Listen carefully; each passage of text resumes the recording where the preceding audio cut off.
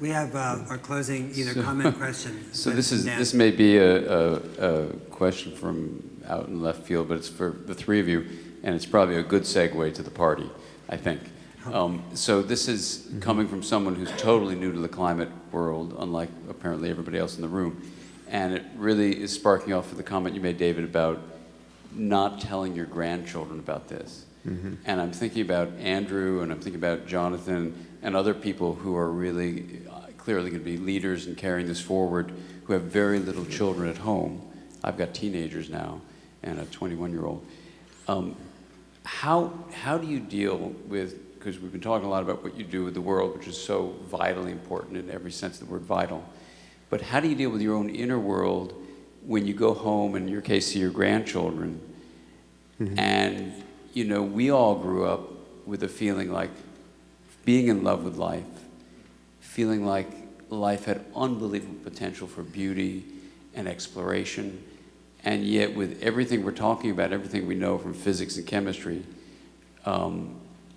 it may not be that way for our children, our grandchildren. So how do you deal with your emotions when you do go home? And I appreciate you saying, don't tell the young kids about this. How do you deal just with the feeling inside when you look in your grandchild's eyes or you look in your young child's eyes and you have a vision of what the future might be for them? And I know it motivates us to do the work we do, but when you're there in their bedroom saying goodnight to them, what do you do with your feelings about this incredibly heavy stuff that none of us grew up with? Oh boy, this is going to be no segue to a party. Dan, thanks for that. I think that as I was listening to your great talks today and the exercise you ran us through, there's the old Confucius thing, and I've never read Confucius, but I hear this from my friend Mary Evelyn Tucker. Get your own house in order. And so if there's no order in your own soul and heart, there's not going to be order in the kingdom or whatever. However, Mary Evelyn can give you a citation, but something like that. But I think that the inner resources are really important. And what do I tell myself? I hang out with nice people like you, go to exciting kind of places, involved in good work. And there's a line in E.F. Schumacher's book, might have been Good Work, or no, Guide for the Perplexed. And he ends the book by saying, if I ask, or if we ask, will humankind survive? And the answer comes back, no. Then it's just eat, drink, and be merry. So we go out to the party. If it comes back, yes, I get complacent. He said, better not to put the question, just get down to work. And I think we ain't much, but we're all we got. And we're all our flaws. We're better at rationalizing than we are at rational thinking.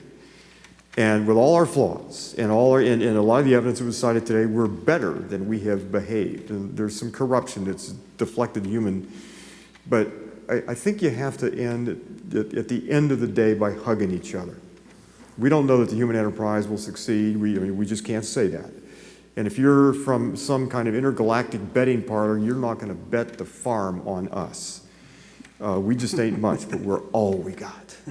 And we hug each other, and we try to discover the angels of our better nature. We hang out with great people. I'm proud to be on a stage with these guys and be here with all of you, and let's multiply.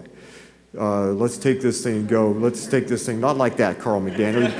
You say something like that to a biologist, and that's what you get out. But I'll tell you what we've got, what I think we have to do, and I love Winston Churchill's way to put this. 2 quotes, and I'm done.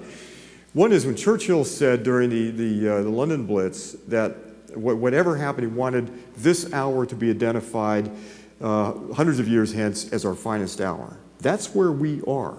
We're at the point where future generations, if there are future generations, will look back at this time. This will have to be, as David Corton's wonderful book, The Great Turning, this will have to be the great turning. We're going to have to be the heroes of that.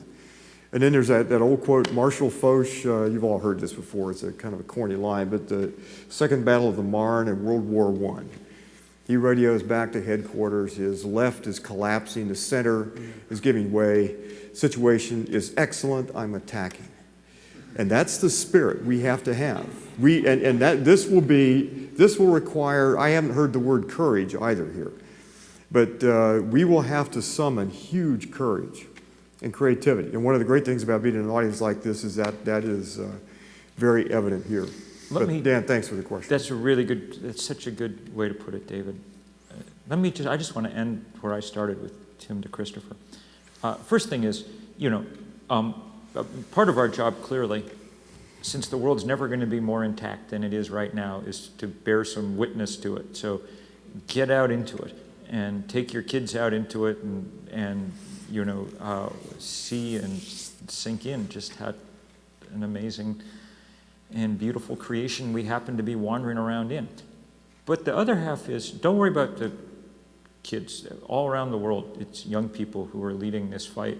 The job is trying to figure out how to get some of us of an older age to do some. We're planning civil disobedience kind of stuff some this year as parts of this. And one of the things I've been saying right from the beginning is I don't want college kids being the cannon fodder, for this thing. It's those of us who've spent our lives pouring fossil fuel into the atmosphere and who don't have to go to a job interview anytime soon, who are the, I said I'd say, if we're the first day anyway, if you weren't born in the Eisenhower administration or before, you don't get to help, But I'll end with a story from one of my favorite people in the whole world who died 2 years ago. Doris Haddock, Granny D, who David knew. Did you know Granny D? Who walked across the country at the age of 90 to protest all this stuff. And a few years later, she called me up and said, come to Washington, we're having a protest. And, I'm a Methodist Sunday school teacher. If someone who's 93 tells me to do something, I generally do it. And off went. And this was the first civil disobedience about climate in this country, I think. And it was completely premature and largely pointless, but we held up some sign in the rotunda of the Capitol that said, stop global warming, stop campaign contributions from global warmers or something. And they, which was, closer than they wish you doing your First Amendment thing. And so they arrested us, and they handcuffed the two of us together, which was very funny because she was like 4'8", or something. She was sort of like this. And she looks like she had emphysema, which made the whole "let's walk across America" thing even crazier. But she says, "I'm 93. I've never been arrested before. I should have started long ago."